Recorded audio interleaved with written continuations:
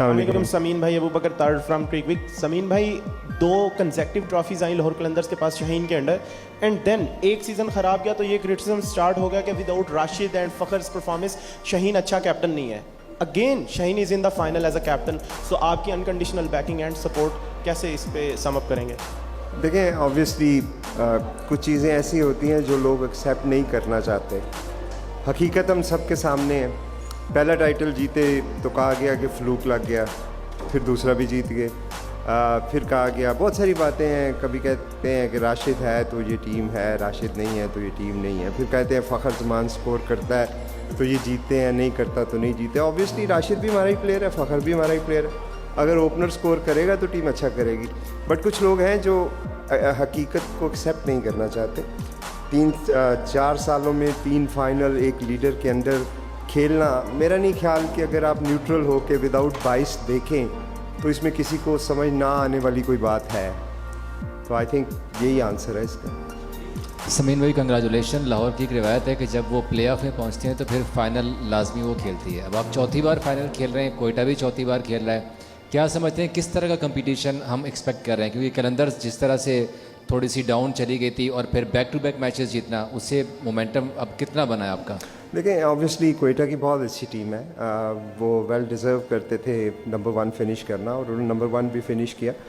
Final जो है वो इट्स एनीबॉडीज़ गेम। जो उस दिन अच्छा खेलेगा वो जीतेगा। लेकिन मैं समझता हूँ कि मुझे personally I am very proud of my boys, जिन्होंने टीम में जितनी भी मुश्किलात थी, लोगों की अवेलेबिलिटी के चैलेंजेस थे, या वैसे हमारे फॉर्म के फिटनेस के कुछ मसाइल रहे, उन्होंने उसके बावजूद हिम्मत नहीं आ रही। तो फाइनल में मैं समझता हूँ कि जो टीम अच्छा खेलेगी, बट ये बहुत बड़ी एजाज़ की बात है कि टीम जो है वो फाइनल खेल रही है। समीर भाई, पीएसएल की तारीख में हमने देखा कि लाहौर कलंदर्स ने 2 तरह की कंसिस्टेंसी दिखाई है, 2 तरह के एक्सट्रीम है। अगर हारते हैं तो लगातार हारते हैं, अगर जीतते हैं तो लगातार 2 टाइटल भी जीतते हैं, फिर फाइनल भी खेलते हैं। तो इस पूरे सफ़र में, 10 साल सफ़र में, ख़ासकर इस टूर्नामेंट की क्या ख़ास बात रही जो टीम इतनी यूनाइटेड हो गई, अब फाइनल में पहुंची और आगे जो फाइनल खेलने जा रहे हैं, कितने होप है? क्या फाइनल मैच का कोई एक्स्ट्रा प्रेशर है?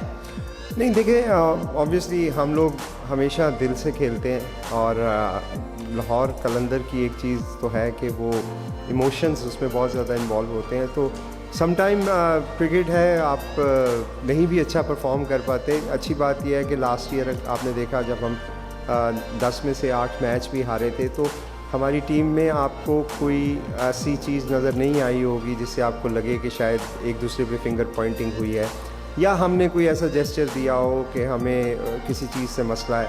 आई थिंक हार को भी एक्सेप्ट करना चाहिए। जब आप हार के जीतते हैं ना तो उसका मज़ा ही अपना होता है। तो लाहौर कलंदर ने अपने पहले 4 सालों में जब मुसलसल बॉटम पे रहे तो बहुत कुछ लर्न किया था। मैं समझता हूँ कि अगला जो फेज़ है हमारा, वो उसी लर्निंग के हिसाब से है। अब हमें हार जीत से ज़्यादा कुछ ऐसी चीज़ें हैं जिनकी बहुत खुशी होती है। जिस तरह मैं बात करूं मोहम्मद नईम की, मैं बात करूं अगर सलमान मिर्ज़ा की, मैं बात करूं हारिस रऊफ़ की, मैं बात करूं अब्दुल्ला शफीक की, मैं बात करूं ज़मान खान की, मैं बात करूं फ़खर ज़मान की, मैं बात करूं शाहीन शाह अफरीदी की। ये सारे वो लोग हैं जो लाहौर कलंदर के प्लेटफॉर्म से आए हैं। मैं ये नहीं कहता कि हमने उनको क्रिकेट खेलनी सिखाई थी, लेकिन जब हमने उनको चांस दिया तो कंसिस्टेंट चांस दिया। देखिए, प्लेयर आपको बनाने पड़ते हैं। इधर उधर से पकड़ के प्लेयर एक सीज़न खिला के निकाल देना वो लाहौर कलंदर नहीं करती। तो शायद मैं समझता हूँ कि हमारी कंसिस्टेंसी है जिसकी वजह से हमें बेहतर रिजल्ट्स मिले हैं। But again we are not very क्या कहना चाहिए कि हमें उस पर कोई गुरूर नहीं है, हम उस पर हम्बल हैं। और इंशाल्लाह ताला जो लाहौर कलंदर की कोशिशें हैं क्रिकेट की प्रमोशन के लिए, पाकिस्तान के लिए, वो हमेशा जारी रहेंगी, चाहे हम टाइटल जीतें या ना जीतें। अस्सलाम वालेकुम समीन भाई, पहले तो बहुत मुबारकबाद, आप फाइनल में पहुंच गए। लास्ट सीज़न आपने मिर्ज़ा ताहिर भाई को 10 के 10 मैचेस खिलाए थे, इस सीज़न आप मोहम्मद नईम को मैचेस खिला रहे हैं। सलमान मिर्ज़ा को आपने लेट चांस दिया, उन्होंने परफॉर्म किया। तो ये कहाँ से माइंडसेट आपका हुआ होता है कि आपने हमेशा जो है ना यंगस्टर प्रमोट करना, चाहे हारें या आप जीतें? देखिए, जब मैंने पहले भी कहा, जिस तरह 4 साल आप बॉटम पे आते हैं ना, तो इसके लिए बहुत ज़्यादा हौसला चाहिए। सच्ची बात बताऊँ, आपने देखा होगा कुछ टीमें जो हैं वो बॉटम पे हैं तो बड़ा मुश्किल होता है यार बर्दाश्त करना, स्पेशली एज एन ओनर जब आप हार जीत को अपने साथ एसोसिएट कर लेते हैं। देखिए, ओनर ना जीतता है ना हारता है, टीम जीतती है और हारती है, लड़के जीतते और हारते हैं, जो कैप्टन है वो जीतता और हारता है। ओनर्स तो टीम की ओनरशिप है उनकी, तो उस हवाले से हमें थोड़ी क्लैरिटी शुरू में आ गई थी पहले 4 सालों में कि हार जीत के साथ अपने इमोशंस को अटैच नहीं करना। ऑब्वियसली आप कोशिश करते हैं, देखते हैं गलतियां कहाँ पे हुई कहाँ नहीं हुई, लेकिन हमारी हमेशा से कोशिश अब ये रहती है कि हम अपने प्लेयर्स को बैक करें, और जितना लड़कों में कंसिस्टेंसी आप देंगे ना, उतना ही वो परफॉर्म करेंगे। कोई भी प्लेयर जो है वो 2-3 मैचों से नहीं बनता। मोहम्मद नईम की आपने बात की, तो मोहम्मद नईम जो है, जब ये हमारे साथ 2017 में आए थे, देखिए एक बैट्समैन को बनने के लिए बहुत टाइम लगता है। हमें अक्सर क्रिटिसाइज़ भी किया जाता था कि प्लेयर डेवलपमेंट प्रोग्राम जो है वो सिर्फ बॉलर प्रोड्यूस करता है। ऑफ कोर्स बॉल बैटर आपको इसलिए नज़र नहीं आ रहे थे क्योंकि उस पर टाइम लगा। नईम की जर्नी जो है आप देखें 2017, 2018, 19, फिर पीडीपी के वो कंसिस्टेंटली हमारे हाई परफॉर्मेंस सेंटर में रहे, उसके बाद नबीबिया गए, उसके बाद अभी गयाना में जब मैंने टीम वहाँ पे ली थी तो वहाँ पे भी उनको सिलेक्ट किया, अनफॉर्चुनेटली उनका वीज़ा नहीं आ सका। तो जब हम उनके ऊपर इतना इन्वेस्ट कर रहे थे तो कोई वजह नहीं है कि हम उनको चांस ना दें। ऑब्वियसली शुरू में जब 5 मैचों में वो परफॉर्मेंस नहीं आई तो काफ़ी बातें भी हुई, ये भी तनकीद हुई कि शायद हम नाम बनाने के लिए ये काम कर रहे हैं। हालांकि कॉमन सेंस की बात है कि आज नईम का अगर नाम बन गया तो अगले साल ये डायमंड या गोल्ड में कैटेगराइज हो जाएगा, तो मुझे तो उल्टा नुकसान होगा उस चीज़ का। मुझे तो ये इमर्जिंग ही रहता, अगले 5 साल तो टीम को फ़ायदा था। तो बिगर पिक्चर को देखना चाहिए, नैरो माइंडेड नहीं होना चाहिए। ज़मीन भाई, आप ओनर के तौर पे यहाँ आए हैं, तो आपकी ओनरशिप पे एक क्वेश्चन है कि आप संडे को 10 साल कंप्लीट हो जाएंगे स्टेंट के, तो going into the next phase आप और बाकी ओनर्स कितने कॉन्फिडेंट हैं कि आप सब ओनरशिप अपनी कंटिन्यू करेंगे ऑफ योर फ्रेंचाइजेस? देखिए, हम सारे ओनर्स ने एक्चुअली पीसीबी को लिख के दे दिया हुआ है कि हम कंटिन्यू करेंगे, तो अब ये बात तो नहीं है कि कंटिन्यू नहीं करेंगे। दिसंबर 2024, 31 दिसंबर 2024 डेडलाइन थी जहाँ पे हम सबको लिख के देना था पीसीबी को कि हम सारे कंटिन्यू कर रहे हैं, और हम सब ने लिख के दिया, लाहौर कलंदर ने भी लिख के दिया। अब उसमें चैलेंजेस नेक्स्ट ये आएंगे कि उसकी फ़ीस मॉडल क्या होगा, उसकी रेवेन्यू शेयरिंग मॉडल क्या होगा, होम एंड अवे गेम्स क्या होंगी, किस तरह से हम लेके चलेंगे। तो वो ऑब्वियसली जब पीएसएल ख़त्म होगा तो हम लोग उस पर बैठेंगे। मुझे बहुत उम्मीद है कि पाकिस्तान क्रिकेट बोर्ड जो है वो बेहतरीन फ़ैसला करेगा जिससे क्रिकेट की सस्टेनेबिलिटी पीएसएल की बढ़ सके।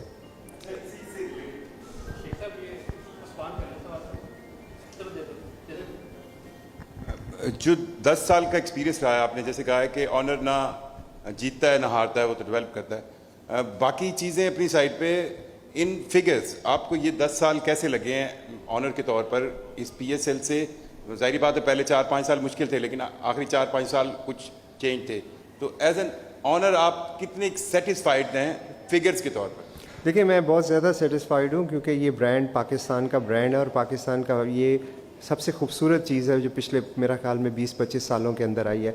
ये पूरी दुनिया में पीएसएल पाकिस्तान की शनाख्त बना है। इस प्लेटफॉर्म से बहुत सारे जो यंग प्लेयर हैं वो सामने आए हैं। इस प्लेटफॉर्म से बहुत सारे कोचेस को, बहुत सारे लोगों को रोज़गार मिला है। पाकिस्तान की क्रिकेट में हर साल अराउंड $15 मिलियन जो हैं वो फ्रेंचाइज ओनर कंट्रीब्यूट करते हैं। ये बहुत बड़ी रकम है, स्पेशली जब पाकिस्तान में क्रिकेट नहीं हो रही थी उस वक्त मेरा ख्याल में पीसीबी को जो लाइफलाइन प्रोवाइड की गई थी वो फ्रेंचाइजी की तरफ से ही की गई थी। तो मैं बहुत सेटिस्फाई हूँ, इसमें इम्प्रूवमेंट की बहुत गुंजाइश है। मैं समझता हूँ कि अगर हमारी पॉलिसीज़ थोड़ी सी कंसिस्टेंट हो, हमारी लीडरशिप कंसिस्टेंट रहे, तो कोई वजह नहीं है कि ये दुनिया की नंबर 2, नंबर 1 लीग बन सके। हम अक्सर कंपैरिजन करते हैं लेकिन बाकी चीज़ों में कंपैरिजन नहीं करते, सिर्फ लीग का कंपैरिजन करते हैं। तो इस लीग में जिसके साथ पाकिस्तान की 24-25 करोड़ आवाम जुड़ी हो, ये हो नहीं सकता कि उसका पोटेंशियल ना हो। हाँ, हमें मेहनत करनी है, पीसीबी को भी और फ्रेंचाइज ओनर्स को भी, और इसको इतना बड़ा बनाना है कि सारी दुनिया इसको देखे। समीन भाई, एक तो नेक्स्ट सीज़न जो होगा उसमें एक तो थोड़ा सा क्लैरिटी दें कि मार्की प्लेयर की ऑप्शन होगी आप लोगों के पास, और दूसरा ये जो बीच में पाकिस्तान इंडिया की एक टेंशन हो गई थी और उस दौरान में जो प्लेयर्स वापस गए फिर उनको आप वापस लेके आए, तो उस दौरान आप लोगों का कैसा रोल था और प्लेयर्स ने कैसा रिस्पॉन्ड किया, ख़ास तौर पर ये जो श्रीलंकन प्लेयर्स हैं और सिकंदर रज़ा वापस आए और बाकी टीम्स के भी जो प्लेयर्स आए हैं उनके बारे में आप क्या कहेंगे? देखिए, मार्की प्लेयर्स की जहाँ तक बात है, ऑब्वियसली पीएसएल के बाद हम बैठेंगे सारे फ्रेंचाइजी पीसीबी से, तो सारे रूल्स एंड रेगुलेशन तय होंगे कि कितनी रिटेंशन हो सकती हैं, 2 नई टीमें आनी हैं नहीं आनी, क्या फीस स्ट्रक्चर क्या होगा, रेवेन्यू शेयरिंग, तो ये सारी बातें अभी होने वाली हैं। मेरे ख्याल में अगर आईपीएल की भी आप एग्जांपल ले दें तो 5 मेगा ऑक्शन में 5 रिटेंशंस होती हैं, फिर राइट टू मैच के भी 1-2 कार्ड्स होते हैं। तो अगेन डिपेंड करता है जिस पे सबका कंसेंसस होगा वो करेंगे। फॉरेन प्लेयर्स की आपने बात की, अच्छा बड़ा सवाल किया आपने, क्योंकि बहुत सारी मिसकंसेप्शन क्रिएट की गई कि जी उसने ये कह दिया, उसने वो कह दिया। देखिए, एक बड़ी सिंपल सी बात है, जो हालात बने थे वो किसी के इख्तियार में नहीं थे, और जब फॉरेन प्लेयर्स की फैमिलीज़ जो हैं वो दूसरे मुल्कों में हैं, न्यूजीलैंड में, श्रीलंका में या कहीं और पे, तो उनका परेशान होना एक जेन्युइन सी बात है।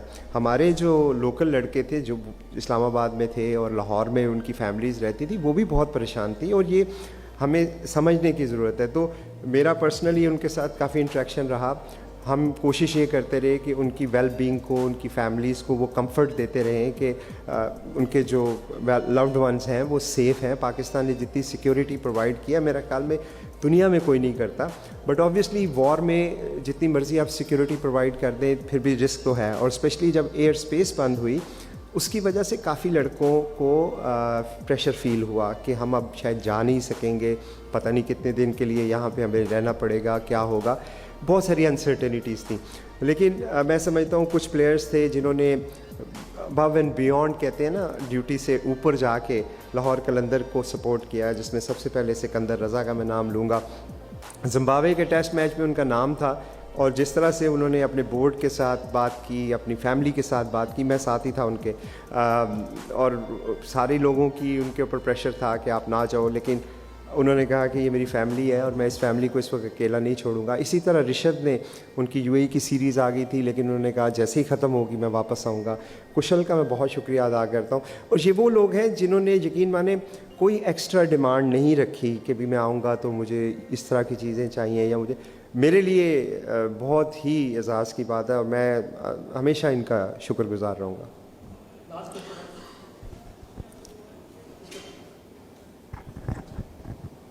अस्सलाम वालेकुम समीन भाई, रामेश हुसैन फ्रॉम पाक पैशन। सबसे पहले तो मुबारक हो आपको 4 साल में 3 फाइनल्स। छोटे छोटे क्वेश्चंस हैं। एक तो लाहौर के फैंस के लिए क्या आपका मैसेज है? बड़ा गेम है क्योंकि कोयटा का भी तीसरा फाइनल है, अब लाहौर भी खेल रहा है, और दोनों की एक तरह से अगर हम देखें 10 सालों में राइवलरी भी रही है, कई क्लोज मैचेस भी थे, कई अच्छे गेम्स भी रहे। और दूसरा क्वेश्चन मेरा आपसे ये कि being father of Qalandars family, क्योंकि आप सारी चीज़ें देख रहे थे, हमने देखा था कि डैरन गॉफ पहले कोच आ रहे थे, फिर वो नहीं आ सके, रीजंस थे, रसल डोमिंगो आए, और फिर हमने हालात को देखे। ओवरऑल PSL 10 की जर्नी, टीम भी हमने देखा है कि बड़े एंड पे आके, ब्रिंक पे आके थी कि हर मैच अब जीतना है, जैसे आज का मैच था या उससे एक पहले मैच कल का हमने देखा। तो अब इस पूरी जर्नी को आप कैसे देखते हैं? Thank you. देखिए, आपने एक बड़ा इंपॉर्टेंट सवाल पूछा है कोचिंग के हवाले से। 10 साल में जो मेरा एक्सपीरियंस है मैं आपसे वो शेयर कर देता हूँ। मैं मे भी गलत हूँ, लेकिन दिस इज़ माई एक्सपीरियंस।